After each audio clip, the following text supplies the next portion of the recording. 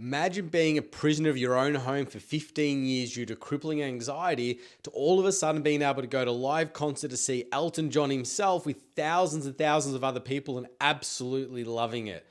Well, that's what this mini part series is all about. If you haven't watched episode number 1, you're going to want to make sure you do that because we absolutely crush any myth or disbelief or any reservations you might have about is it truly possible to break free from an anxiety or trauma based on going through some of the worst things possible. And Josephine, who is the lady who went from being a recluse for 15 years to then going to see Elton John live in concert, shared with her own personal testimonial about exactly what she went through and what it meant for her to have a breakthrough. So you're going to want to watch that. But if you've already seen that and you're here now, you want to be in episode 2 because we're going to go through step number 1 of our 3-step process of to make sure you need this covered to make sure that you can have your breakthrough moment from whatever you're currently experiencing right now. Hi, I'm Jacob Olansky, your anxiety breakthrough coach. And as I shared in episode number 1, I'm a survivor of my own experience of trauma, and I lived with it for almost 14 years, suffering, letting anxiety really control my day-to-day living and learning some great tools and resources along the way, but not really ever feeling like I was ever going to truly break free. Until that is I stumbled across this very set of tools and strategies that I've been sharing with my clients now for over a decade and that I really want you to have full access to as well. So make sure to hit that subscribe button and the notifications button is turned on as we drop weekly live videos for you. So make sure that you get the tools and strategies that you need to not just survive, but make sure you thrive well and truly beyond your traumatic experiences. So without further ado, let's get into this episode as we get into step number 1 of what it takes to get your own very breakthrough from anxiety. And so step number 1 within this 3-step formula really is about the power of belief. Now, for decades and hundreds, maybe even thousands of years, we've had all the professionals and all the research done on the power of the mind. And still to this day, there is nothing that comes close to fully understanding its true capability. But what we do know is that it is the most powerful supercomputer on the planet or on the universe that we can really truly explain. So what it means is when we start to just delve into a little bit about like how to control it or how is it controlling us or why does it go through these things like we explained in episode 1 of why are we in this state of, of anxiety and in this thing called survival mode, when we truly understand it, we can start to become more in control of then how we're responding to certain things around us because we can't control life in its whole, right? The events that happen around us, but what we want to be able to do is control how we respond to those events. Now, you may have heard this saying, whether you think you can or you think you can't, you're right in both circumstances. And this really starts to just play on this concept of the power of our consciousness or the power of our thinking will dictate what it is that we experience in life. Now, we don't have too much time in this episode to really go down that rabbit hole, but it is important that we start to play with that concept somewhat. Now, is it as simple as saying, the fake it till you make it? Like my life is great, my life is great, my life is great. No, I don't believe in any of that BS. Let's just make that clear from the onset. However, what we do know through research is that we as humans can only experience less than what we call 1% of reality. So therefore, it simply says, well, which version or which component of the reality are we choosing to focus on? Now, I know for myself, after I sort of survived through my traumatic experience, my life was very hyper-focused on just getting up every day because I was in such a heightened state of anxiety and fear and depression and so forth, that it was like my mind couldn't really think of much else. Unfortunately, when I'm living that 1% of reality, because that was reality, I had experienced something and I had internalized it to mean something very, very life-threatening. Therefore, that's what I was choosing to focus on. Now, there was a lot of other things happening in my life or around me or things that I could notice. In that moment, though, I didn't understand the power of the mind, right? This power of belief. So it was just what was the nearest in front of me or the most grabbing of my attention, and that was that, deep, strangulation of anxiety. Does that make sense? So my 1% of life was very, very focused on what was wrong, why me, just survival, how do I get through, look at everybody else, and all those other sort of things that weren't really going to help me. So they were just really keeping me very entrapped in this state of anxiety and depression and feeling very victimized. Does that make sense? But what happens is when we can shift our purview into another version of the other 99% of options that we have of reality, does that make sense? So the other things that were happening that were good in my life, that would have obviously changed my perception of life. So we need to have these tools and resources within us to understand that there are different versions of what we're currently experiencing.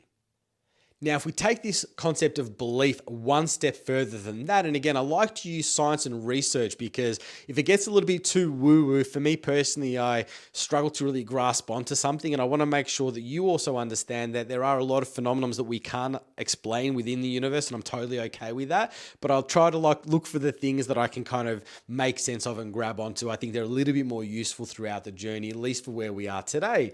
So the other thing that I remember learning a lot was about this thing called the placebo effect. The placebo effect, if you're not sure about it, you can Google and look it up.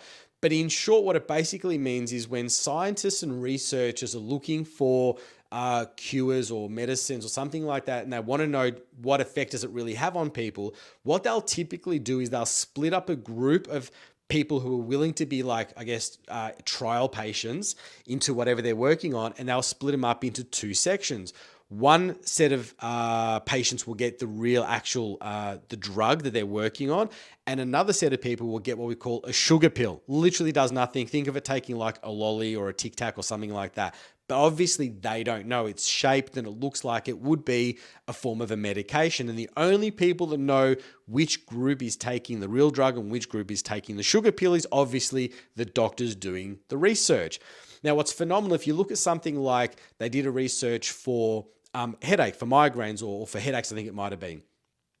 And they, again, would go through the concept. They would give group A, let's call them the group that was taking the actual drug, over a period of time, and they would, monitor them and ask them to fill out surveys and research. And then they would do the same with group B, and group B was just taking the sugar pill or the lolly, right? There's no medication in whatsoever.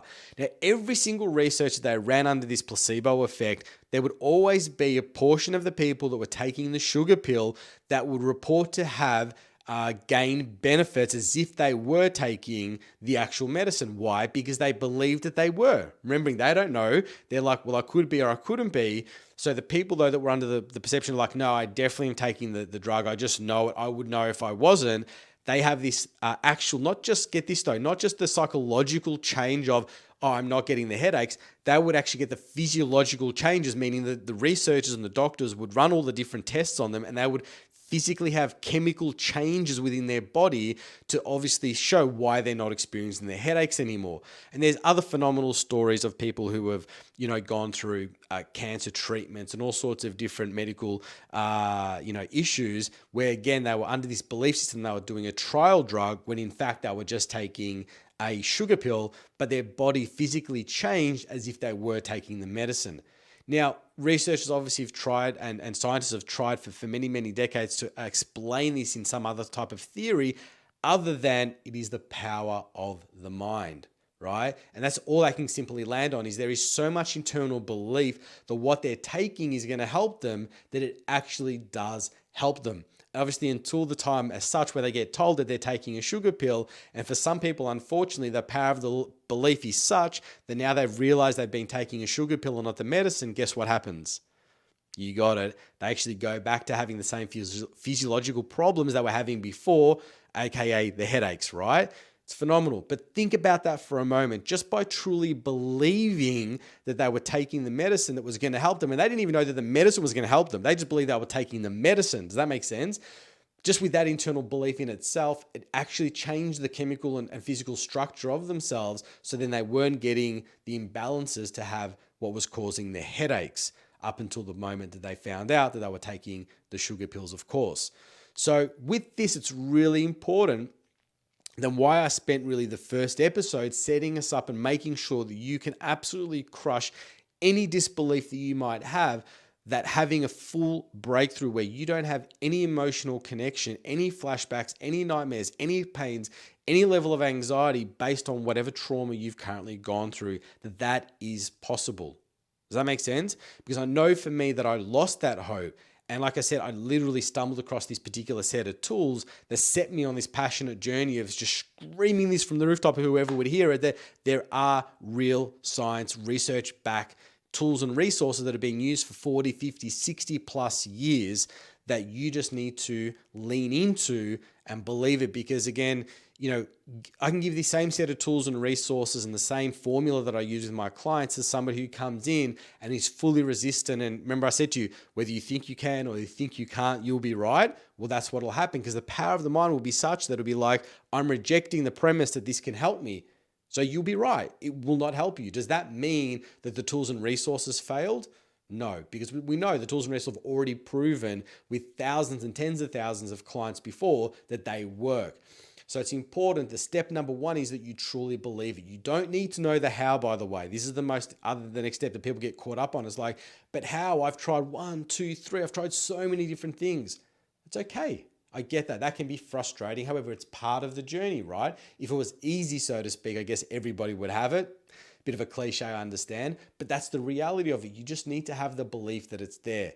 And there's no time period. We want it all yesterday. I definitely didn't want to go having to spend 14 years chasing that and then finally just stumbling across it. But it's just the journey. For whatever reason it was meant to be, that's the way it turned out. Does that make sense? So whether you're new to this journey, you've been on it, like a lot of my clients who are 30, 40, or Josephine, who was, almost more than 50 years living with that heightened level of anxiety and the impact that it had on her life.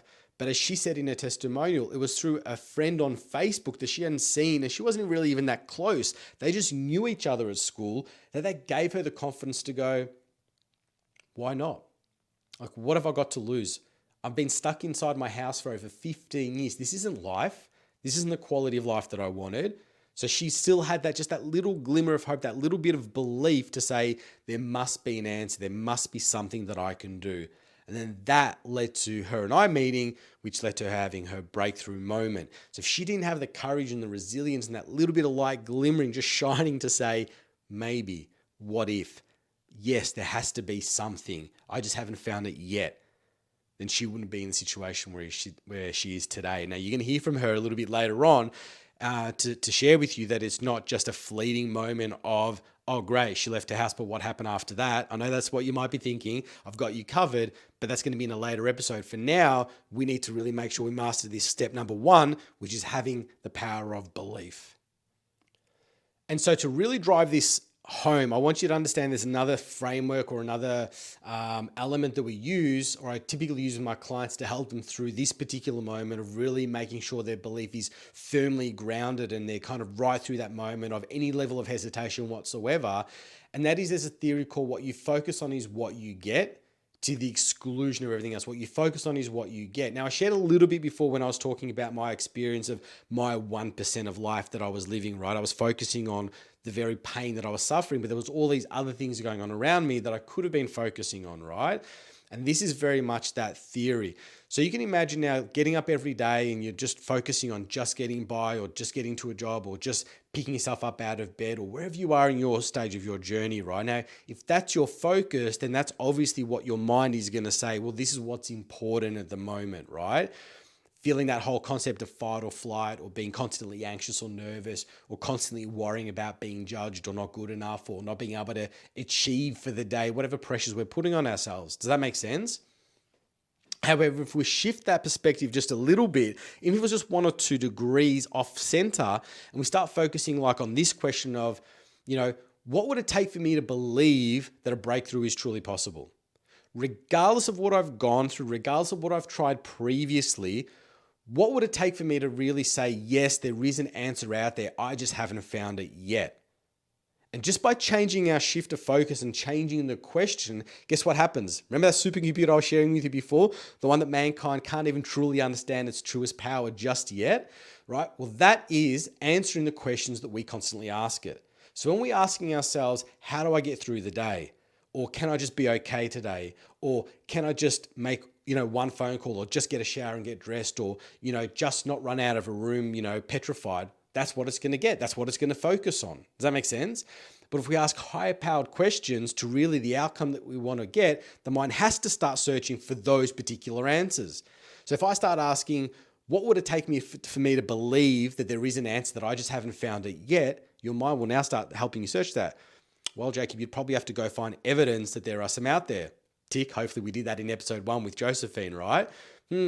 Maybe it has to be a science-backed and research thing, that it's not too woo-woo, or it's not just brand new, it's been around for a little while. Well, these particular tools and strategies have been around for more than 60 years, and they've been worked on tens of thousands, if not hundreds of thousands of clients by now, right? So tick, we can go on to that one. Okay, so great. So now that I haven't found it yet, what do I need to do? Well, I need to go and explore. I need to go find out. I need to be curious. I need to start researching, right? What attitude do I need to bring to that? Playfulness, lightness, excitement, maybe a little bit. And you get the drift. So when we're changing our focus, we change where it is. Now, I didn't fake it. I didn't make it. I didn't do any of those things, right? That was all real, genuine questions that are going to help me achieve the outcome that I want, right? Now, at any point in time, I can choose my focus back to where it was, right? The anxiety, the fear, the fight or flight, the just getting by, that's always there, right? But it's not really going to serve me to my highest level, right? So I want to keep the focus in a position where it's going to keep helping me, propel me forward to get the answers. And I don't want the answers to just the symptoms. That's the other thing that can happen, right? I want the answers to the core question is, how do I break free from my anxiety? Okay, because I'm going to get the feeling this isn't your first thing you've tried, or first YouTube you might have, listened to or watched, or a course or a seminar or something like that, right? You've probably got an amazing set of tools and resources to help you get through, which is so important. Journaling, meditation, exercise, breath work. There are all these phenomenal things. However, let's be very clear. They are there to help you with the symptoms of the anxiety. Okay, what we want to do is we want to get really focused on smashing the core element of what it is, that anxiety, that grip that it's got on us. Remember what it's called? Survival mode, right? And we have to have a very, very specific set of language, a very specific set of tools and resources to unlock it. So it kind of goes, oh, okay, cool. You're back in control now, over to you, right? And then the survival mode shuts off and all those other internal resources start to light up. Very much like Josephine explained in her letter, sharing what she felt like directly after the breakthrough. We were literally just finished and she's like, I feel like I want to go for a walk. I feel for the first time in 15 years that I only just want to, but I can get up and leave my own home. And so she did, and we did that together right over the phone. So that's what we want to do. We want to make sure that we have that hyper level of focus on what it is our outcomes are, rather than what it is we're currently feeling. Because whatever we focus on, we're going to get more of. So if we continue to focus on the anxiety, the symptoms, the fear, the lack, the victimhood that we're currently experiencing, unfortunately, our mind does not work in negatives. Let me give you one more example before we move on. If we were to play a game now and I said to you, and obviously, hopefully you're not driving or anything like that, because if you are, don't do this, right? But you can do this in your own time. That if I said to you, hey, close your eyes for like 20 seconds, and I just want you to listen to me and do exactly as I say. What you do is, I do not want you to focus on that pink elephant. Do not see that pink elephant. Do not say it's big fluffy. Do not notice how cuddly it looks. Do not notice its big bright pink trunk and its big pink floppy ears. And do not notice now that all of a sudden it's got purple polka dots. Whatever you do, do not see a pink elephant with purple polka dots. All right, you can come back now. Now, the idea of that game is I'm saying the word do not, but the reality is that you're fighting your mind that you're actually seeing a purple elephant with a pink elephant with purple polka dots. Why? Because the mind does not understand the negative of do not. So when I wake up every day and I was to say, I don't want to feel this particular way. Why do I keep feeling this particular way? I wish I didn't feel this way. Unfortunately, the mind only hears feel this way. This is why I want to feel this way. This is how come I'm going to feel this way. It's kind of reverse, right? But when we understand that, even that simplistic version, we can change our language pattern immediately to something like, today I'm going to feel more confident. How do I feel more confident? What would I need to do to feel more confident today? I'm noticing the level of confidence within me increasing as the day goes on. So all of a sudden, the mind's focusing on what? Giving you more confidence, the sensation of more confidence, right? So whichever way it is, we need to learn to speak in the positive frame rather than the negative of what we don't want. And so it's truly important that when we're working on this level of focus and attention, if we bring it back to what it is that we're really wanting to achieve, just because we haven't achieved it yet, doesn't mean that we won't achieve it in the future or tomorrow. Does that make sense? So we're needing to make sure that we're constantly challenging our minds of saying, this is what I'm after, help me go find it.